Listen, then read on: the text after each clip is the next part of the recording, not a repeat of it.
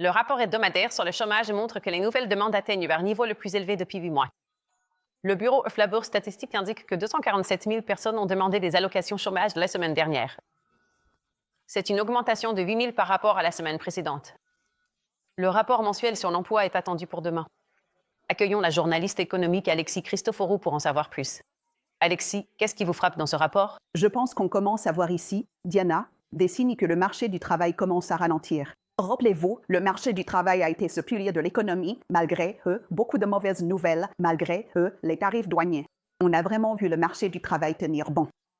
Donc ce chiffre, c'est un chiffre hebdomadaire et il montre que le nombre d'Américains demandant des allocations chômage est désormais à son plus haut niveau depuis octobre. Et d'autres rapports cette semaine, encore une fois, indiquent ce possible ralentissement du marché du travail, car moins d'Américains quittent désormais leur emploi, ce qui signifie qu'ils ne sont pas aussi confiants quant à la possibilité d'en trouver un autre. Et aussi, le nombre, d'emplois disponibles par personne a un peu diminué. Mais ça reste bon malgré tout. Le ministère du Travail indique qu'il y a une offre d'emploi pour chaque personne en recherche. Il y a seulement 2 ans, il y avait 2 postes vacants pour chaque Américain au chômage. Donc, je pense qu'on commence à voir, ce qui était un marché de l'emploi en surchauffe se refroidir considérablement. On va avoir plus d'informations sur l'emploi demain avec le rapport mensuel sur le chômage. On s'attend à voir 125 000 emplois créés, donc il y a encore, vous savez, des emplois supplémentaires qui s'ajoutent. Ce qu'on pourrait commencer à observer, c'est que les entreprises deviennent hésitantes à embaucher de nouveaux employés.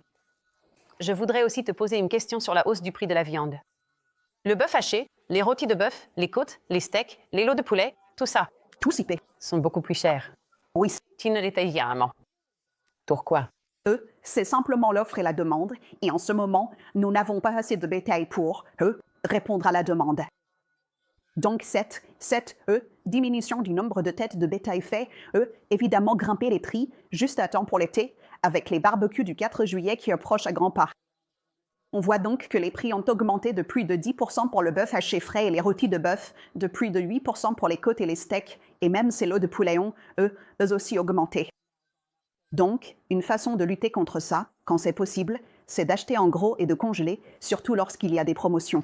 Et Dollar Tree et Dollar Général attirent désormais plus de clients. Qu'est-ce que cela vous dit sur notre façon de dépenser notre argent? Oui, je pense que c'est vraiment révélateur de l'époque, car ces enseignes fonctionnent généralement bien quand l'économie est faible ou que les gens cherchent vraiment à faire des économies. Mais ce qui ressort dans ce rapport, leur rapport sur les résultats cette semaine, c'est qu'ils ont indiqué avoir vu un certain nombre de personnes gagnant 100 000 $ ou plus venir dans leur magasin. Donc, des personnes à revenus moyens ou élevés font désormais davantage leurs achats chez Dollar Tree et Dollar Général, alors que d'autres enseignes augmentent leurs prix.